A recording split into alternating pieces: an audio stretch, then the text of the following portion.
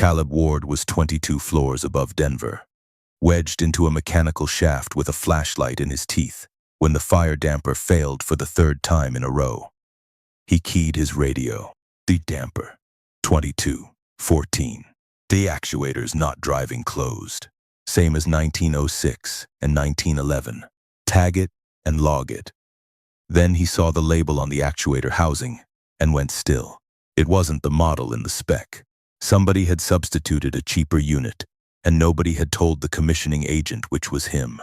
On a 28-story tower, the smoke control system was the difference between a stairwell full of breathable air and a chimney, and Caleb wrote it in his field. Report in block letters, the way he wrote everything, unapproved substitution, retest required. An hour later, they cut him from the project. The construction trailer at the base of the Cascade Tower was crowded the general contractor, 2 project managers, Grant Pruitt from Meridian Development in a jacket that cost more than Caleb's truck, and at the head of the table, Claire Whitmore herself, CEO of Meridian, the woman whose name was on the loan, the lease, and the sign out front. "Mr. Bufford," she said, "you've issued 41 deficiency tags in 6 weeks. The fire marshal's acceptance test is in a month. My anchor tenant moves in 5 weeks after that. Or the lease terms collapse. Grant tells me your process is the bottleneck." "My process is finding the problems before the fire marshal does," Caleb said. "Or before a fire does." Grant spread his hands. Reasonable as a salesman. Apex Mechanical has certified techs. They can close out their own punch list. Third-party commissioning at this stage is a luxury, Claire. A slow one. It's not a luxury. It's the last honest look this building gets. Caleb kept his voice level. He'd learned a long time ago that the moment you raised your voice, people stopped hearing the numbers. There are dampers on 3 floors that won't close, and this morning I found unapproved. "We've read your tags," Grant said smoothly. Claire looked at Caleb for a moment. Work boots, sun-cracked hands, a laminated badge on a lanyard from a 2-man, firm nobody in the room could have named. He watched her do the math that people always did, and he watched her get it wrong. "Ward commissioning is released from the project effective today," she said. "Grant, have Apex certify the corrections. Thank you, Mr. Fjord. Invoice us for completed work." Caleb stood. He set a red binder and a flash drive on the table. Bought final report. Every open deficiency, photographed and located, plus the full test protocol I wrote for this building's smoke control acceptance. The city adopted my protocol into the permit set, so whoever runs that test will be running my test. Dem. Whitmore should read this personally. Grant slid the binder toward himself. "I'll make sure she gets it." Nobody shook his hand on the way out. At 3:40, he was standing outside Garfield Elementary when Lily came out with her backpack bouncing, 7 years old and talking before she reached him. In the truck, she dug out a piece of paper, wrinkled from her folder. "I drew your building. A tall crayon tower, blue windows, and 2 stick figures at the base holding hands. That's us. Miss Alvarez said I could hang it up, but I wanted you to have it." Caleb clipped it to his sun visor, next to the fuel receipts. They drove home the long way, the way she liked, down Brighton Boulevard, where the Cascade rose over the rail yards with its glass still wearing manufacturer stickers. "Is that one yours, Daddy?" He almost said not anymore. "I helped check it," he said. "That's my job. Big buildings have to prove they'll keep people safe. Somebody has to make them prove it." Did it pass? He looked at the tower a beat too long. Not yet. That night, after mac and cheese and 1 chapter of her library book, Caleb sat at the kitchen table with a calculator and the truth. The Cascade contract was 1/3 of the year's income. Ward commissioning was him and 1 part-time tech named Denny, a mortgage, and a kid who needed new sneakers. He'd left a big engineering firm 9 years ago after a warehouse in Aurora, burned 6 months following an inspection where his flagged deficiency got value engineered out of the budget. Nobody died. That was luck, not design. He'd promised himself, and later he'd promised Lily's crayon drawings, that his name would never again be on a building that hadn't proved itself. He mailed the invoice. Meridian paid it. 3 weeks went by. Then, on a Tuesday night, while Lily brushed her teeth, his phone lit up with a text from Denny, who still had friends on every job site in the city. Cascade failed smoke control, acceptance today. Stairwell pressurization collapsed on the test floors. Fire marshal ran your protocol. Man your names on the header of every page. No certificate of occupancy, and non-lease is wobbling. And Whitmore just found out the guy who wrote the test is the guy she fired. She's asking people how to reach you. Caleb stood in his kitchen, listening to his daughter hum through a mouthful of toothpaste, and understood that the most powerful woman in Denver real estate was about to need the man's shed cut loose in front of a room full of people, and that saying yes might cost him more than saying no. Lily was still humming in the bathroom when Caleb's phone rang with a number he didn't know. He almost let it go. Then he thought about 28 floors of strangers who would someday trust that building with their lives, and he answered. Mr. Fjord, this is Claire Whitmore. A pause that sounded like it cost her something. I believe you know why I'm calling. I heard your building failed a test. It failed your test. Papers rustled. The fire marshal ran your protocol, page by page. Pressurization collapsed on 19 and 22. The same floors that were all over your deficiency tags, which I have. What I don't have is the final report you say you delivered. There's no binder, Mr. Fjord. No flash drive. Document control has your invoice and nothing else. Caleb leaned against the counter. Through the wall, Lily spat and turned on the faucet. I put both on the table in front of you. Grant Pruitt picked them up. Silence. 3 seconds long. Grant says it was logged and must have been misfiled. 60 days of construction records. Things get, she stopped herself. I'd like to meet. Tomorrow, I'll come to you. No, Caleb said. You'll come to the building. 7A. M wear boots. You can climb ladders in. If you want my help, you're going to see what you paid for. At 7:02 the next morning, Claire Whitmore stood in the Cascade's unfinished lobby in borrowed site boots, and Caleb handed her a second copy of the report. He'd never in his career kept fewer than 3. Then he took her up. He showed her damper 2214, the actuator label that didn't match the spec. He showed her the pressurization fan, whose control wiring had been landed on the wrong terminals and never functionally tested. On 19, he pulled the Apex closeout packet Shed brought and set it next to the physical damper. This sign-off says corrected and verified. October 11th. He shone his light on the damper linkage, still zip-tied open the way an installer leaves it. Nobody verified anything. They verified paper. Claire stood in the dust in her $1,000 coat, and he watched something seep behind her eyes, not embarrassment. Arithmetic. The loan converts only with a certificate of occupancy. She said quietly, my anchor tenant walks in 9 weeks. This building is 60% of Meridian's balance sheet, and my board is already asking whether my father would have let this happen. She looked at him. He built this company. I've run it for 6 years, and every quarter someone waits for me to drop it.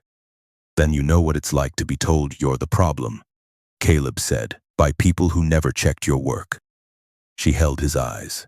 She didn't flinch, and he gave her credit for that.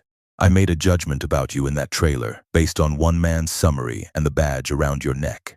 It was lazy, and it may cost me this company. Come back, Mr. Fjord. Full authority. Retest everything. On conditions. I report to you, and only you. Apex. Doesn't self-certify a light bulb, and nobody edits my findings. Done. Walking away from that handshake, he wondered if he was a professional or just a fool with a mortgage going back to fix the tower for the woman who'd cut him loose in front of a room that wouldn't meet his eyes. If you'd been in his boots, would you have walked away with your dignity or gone back for the sake of people who'd never know your name? He honestly didn't know which answer made a man smarter. Saturday. His sitter canceled. So Lily came to the site trailer with her crayons and a hard hat that swallowed her ears. Caleb set her up by the window with strict instructions and a walkie-talkie she treated like treasure. When Claire ducked in for the noon progress meeting, Lily looked up. Are you the boss of Daddy's building? I suppose I am. He checks if buildings keep people safe. Lily held up a new drawing, the tower again, but now with a small green check mark floating above it. It doesn't get the check mark until it's true. That's the rules. Claire crouched to the drawing's level, and for a moment, the CEO of Meridian Development studied a crayon tower like a set of blueprints. Then we'd better earn it, she said, and Lily nodded, satisfied, as if a contract had been signed. That night, after Lily fell asleep on the trailer couch under Caleb's jacket, he and Claire sat over cold coffee and the retest schedule, and she asked why a man this good worked out of a two-man shop. He told her about Aurora 9 years ago, a warehouse, a deficiency traded away to save a budget, and 6 months later a fire that spared lives only by luck. I stopped trusting other people's paperwork, he said. It's made me slow, stubborn, and hard to employ. It's also why your stairwells will hold air when I'm done. Claire was quiet a moment. Everyone tells you what you want to hear when your name's on the checks, she said. You're the first person on this project who's told me the truth at full price. It was Denny who found it. Tuesday, buried in the electronic document, log he'd been quietly reconstructing. He came into the trailer and shut the door. 2 things. 1, Apex's certified corrections on 19, dated the weekend. Those floors were locked down for glass installation. Nobody's badge accessed them. The sign-offs are fiction. He laid a printout on the table. 2, there's a change order authorizing the actuator substitution. Signed by Grant Pruitt. His finger slid to the approval line, and Caleb's stomach dropped. Per owner approval, it read, and beneath it, scanned and unmistakable, the initials, etc. W. Caleb didn't confront her. That was the choice he'd answer for later. Instead, he did what he always did with paper. He didn't trust, he tested it. Past midnight in the trailer, he laid the change order beside a routine pay application Claire had initialed in September and zoomed both scans to 400%. The C. W was identical. Not similar, identical. Down to a hairline skip where her pen had stuttered on the what. Nobody initials 2 documents, weeks apart, with the same pen stutter in the same pixel. Somebody had lifted her initials and pasted them onto an authorization she'd never seen. Which meant Claire hadn't approved the substitution. And it meant proving it required the original, the physical page, with its flat, printed forgery and originals lived in document control. Grant's document control. For 4 days, Caleb said nothing. He told himself he was verifying. The truth was older than that. Since Aurora, when he found rot in a chain of command, he stopped trusting every link, and he pulled inward like a damper snapping shut. Claire felt it. She caught him after a fan retest. Dust in the air between them. Whatever changed on Tuesday, she said. You've been reporting to me like a man reading a deposition. I report facts when they're load-bearing, he said, and hated himself a little. Grant got there first. Thursday, he appeared at Caleb's truck in the parking structure, friendly as a loan officer. Walk with me. He didn't walk. Your tech pulled archived document logs. That's a funny hobby. Here's a funnier one. He held out a folder. 3-year commissioning contract. The whole Meridian portfolio. Your kid's college. In one signature. All the final report has to say is installation phase deficiencies. Corrected under retest. No forensics. No archaeology. You mean no change order with a 4% kickback riding on it, Caleb said. Apex saved 300 grand on those actuators. What was your cut? Gant's smile didn't move, which told Caleb everything. Ta careful. Those initials on that authorization are Claire's. Your forensics burn her down with me. Or he tapped the folder. Everyone wins. You want to be right, or you want to be solvent. I don't sell check marks, Caleb said, and walked. Retaliation took 19 hours. Friday morning, the Denver Business Journal ran a story citing internal documents. The Cascades failure blamed on a scope padding 2-man commissioning firm with a grudge. By 10, an anonymous complaint was sitting at Caleb's certification board. By noon, his site badge was dead, and Claire was standing in the trailer with the article on her phone and a board of directors in her ear. They think you leaked the failure to sink us into a renegotiation. Tell me why I shouldn't. So he told her. He laid out the change order, the pay application, the pen stutter at 400%. He watched her understand it in layers, the forgery, the kickback, and then, arriving last and cutting deepest, the timeline. Tuesday, she said quietly. You've had this since Tuesday. 4 days you let me shake that man's hand in my own boardroom. 4 days you believed I'd sign away the thing that keeps stairwells breathable, and then hire you to bury it. Her voice didn't rise. It leveled. Which was worse. I earned some of that. I earned it in a construction trailer when I fired you off one man's summary. But I've spent 5 weeks earning something else, and you know it. I do, Caleb said. I got quiet when I should have gotten loud. It's the oldest crack in me. I'm sorry. She looked at him a long moment. The apology I'll take is the original document. That was the failure with teeth in it. His 4 silent days had been enough. Denny's search came back an hour later. Every physical record for the Cascades mechanical scope had been transferred Wednesday to an off-site archive under Grant's authorization, flagged for consolidation. Consolidation meant scanning and shredding. Without the original page, the forgery was 2 identical smudges and an expert opinion against a corporate lawyer. That night, Caleb sat at his kitchen table with a withdrawal letter drafted on his laptop. Cut losses, save the firm, fight the license complaint, keep the lights on for Lily. Practical. Reasonable. His cursor hovered.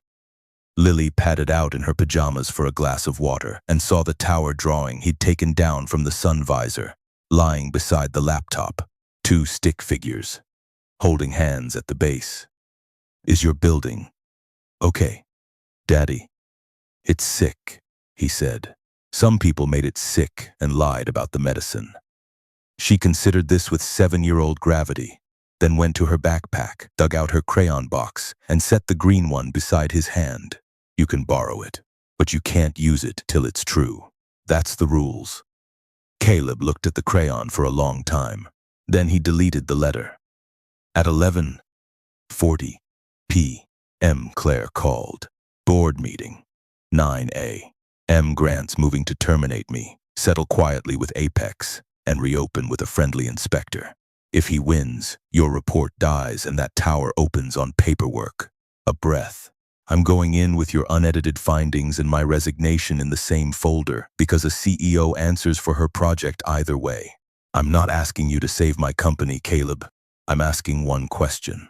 Does your name go on that report in front of that board with your license under complaint and no original document or not? Through the phone, he heard her not begging. Down the hall, he heard his daughter's white noise machine. On the table, a green crayon. The archive truck loads at 8. Caleb said. Deputy Fire Marshal Ortiz ran my protocol and permit records answer to her office, not to Grant. I've got one night and one favor to call in. He picked up his keys. Print 2 copies of that folder. Claire, leave the resignation home. Ramona Ortiz answered on the 4th ring, and Caleb talked for 6 minutes straight, the substituted actuators, the forged close-outs, the pixel-matched initials, and a truck scheduled to load the originals at 8. When he finished, the deputy fire marshal was quiet, just long enough to scare him. You're telling me somebody falsified life safety records on an active permit in my jurisdiction, she said. Those documents aren't meridians to shred, Ward. They're evidence in a failed acceptance test. Be at that archive dock at 7. At 7:05 a.m. in a cold parking lot off Colfax, Ortiz served a records hold on every box tagged Cascade Mechanical. The archive crew stacked their hand trucks and stood down.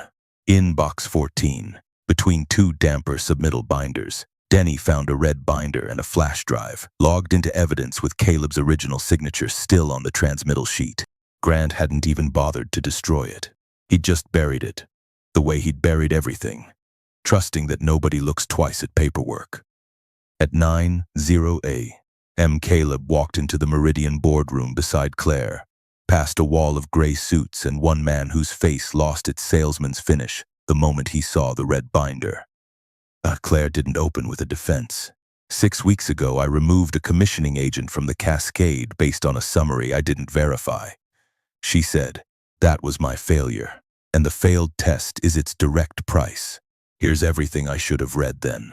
She laid out Caleb's report, the forensic comparison, the badge logs proving Apex, certified locked floors, and the change order with her stolen initials.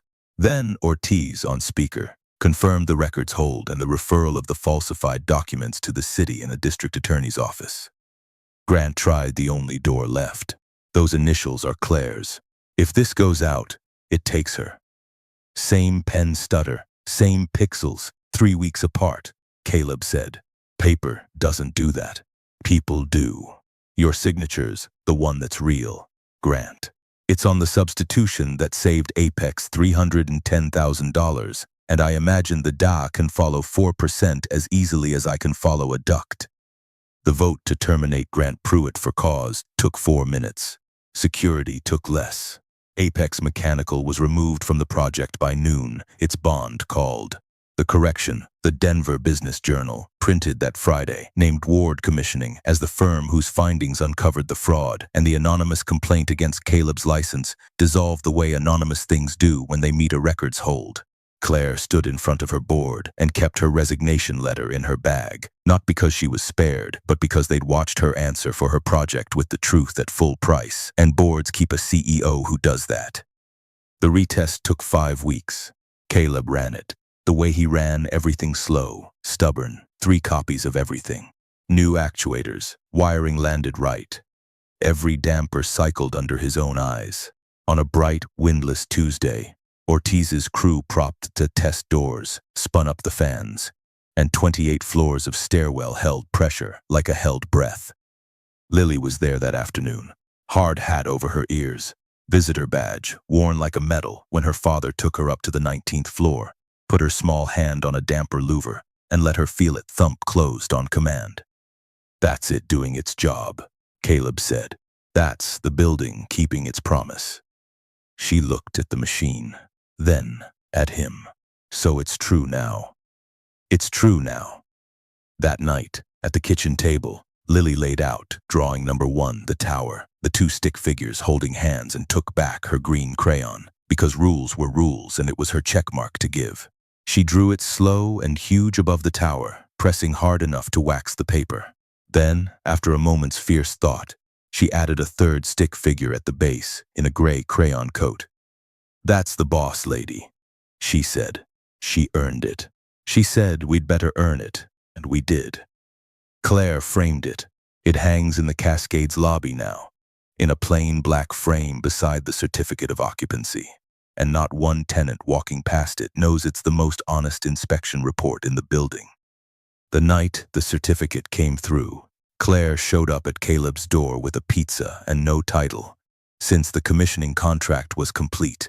And, as she pointed out, she was no longer anybody's client. They'd ate at the kitchen table with Lily narrating 2nd grade, and after bedtime they sat on the porch steps in the October cold, not touching, talking about Aurora and fathers and companies, until Claire said, "I'd like to keep doing this." The version where nobody's invoicing anybody. Slow, Caleb said. I test everything before I trust it. I've seen your process, she said. I'm counting on it. And when she kissed him briefly at the bottom of the steps, it was less like a spark than like a system, checked and verified, finally switching on. 3 months later, Meridian announced that every project it built would carry independent third-party commissioning, written into contract before the first shovel, the Ward standard, the trade press called it, to Caleb's lasting embarrassment. He didn't take the executive job Claire's board offered. He hired 2 more techs instead, kept the truck, kept the school pickup line, and kept a green crayon in his shirt pocket on every acceptance test, which he has never once explained to a fire marshal. Some buildings pass because of paperwork. The best ones pass because somewhere, somebody refused to sell a checkmark. If you believe the world is held up by stubborn, honest people, nobody claps for. Subscribe, there are more stories like Caleb's, and they deserve to be told.